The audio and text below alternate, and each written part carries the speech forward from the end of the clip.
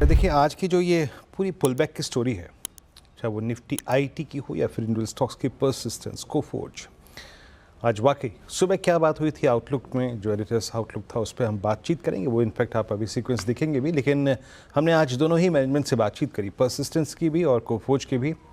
Mid cap IT space की दोनों कंपनियां, नतीजे बेहद शानदार थे, अव्वल दर्जे के थे। बीएफएसआई को लेकर, ग्रोथ आउटलुक को लेकर, यूएस मार्केट को लेकर इन दोनों कंपनियों ने क्या कहा आज सीएनबीसी आवाज़ के मंच पे, आइए सुनते हैं।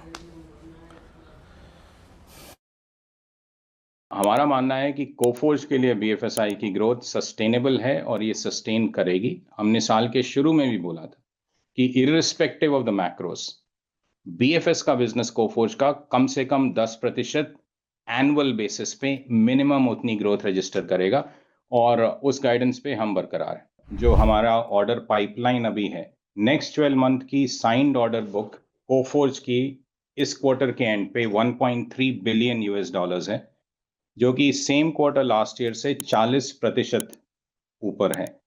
ऑर्डर इनटेक इसी क्वार्टर का, नॉर्मली हमारा ऑर्डर इनटेक करीब 300 मिलियन यूएस डॉलर होता है, 516 मिलियन यूएस डॉलर रहा है। ऑर्डर इनटेक को देखते हुए, next 12 month signed order book को देखते हुए, हम कॉन्फिडेंट हैं कि अगला क्वार्टर 3, जो कि नॉर्मली आईटी कंपनीज के लिए वीक क्वार्टर होता है, बी एक रोबस्ट क्वार्टर होगा ग्रोथ के पॉइंट ऑफ व्यू से। Quarter on quarter BFSI space में 7.5% की ग्रोथ दिखाई दी है। एक थोड़ा सा मार्जिनल इम्पैक्ट जो आता है फरलोज की वजह से Q3 में, वो अगर निकाल दें तो बाकी उसमें हमें कोई दिक्कत नहीं दिखाई दे रही है। हमारे कस्टमर्स के साथ इंटरेक्शंस काफ़ी अच्छे हो रहे हैं, हमारी डील क्लोजर अच्छी हो रही है, तो हमें स्ट्रक्चरली कोई चेंज नहीं दिख रहा है। और हमें कॉन्फिडेंस है कि ये अगले H2 में भी आपको ऑल सेक्टर्स में आपको ग्रोथ दिखाई देगी।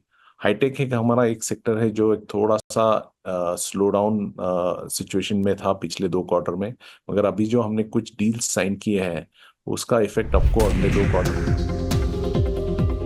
कहाँ से आई ये नंबर्स?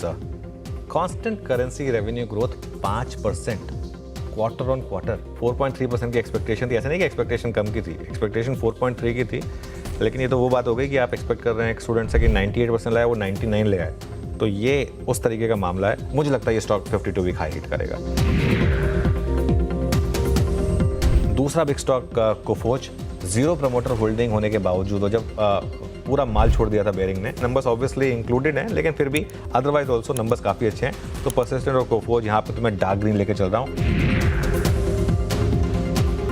आज इनफैक्ट 3 स्टॉक्स डिस्कस कर लेते हैं वीरू एक बार फाइनली फटाफट। एक बार परसिस्टेंट, कोफोर्ज और बजाज फाइनेंस, तीनों लेकर आइए।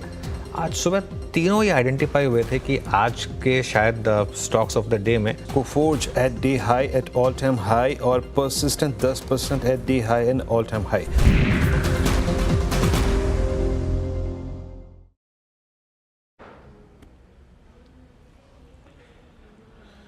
ओके, तो आज ये एडिटर्स टेक में बातचीत हुई थी। आपकी स्क्रीन पे दोनों ही स्टॉक्स जो हैं वो 11% ऊपर ट्रेड करते हुए। अशिल्पा जी, बहुत संक्षेप में इन दोनों स्टॉक्स पे आपका आउटलुक किस वक्त मैम?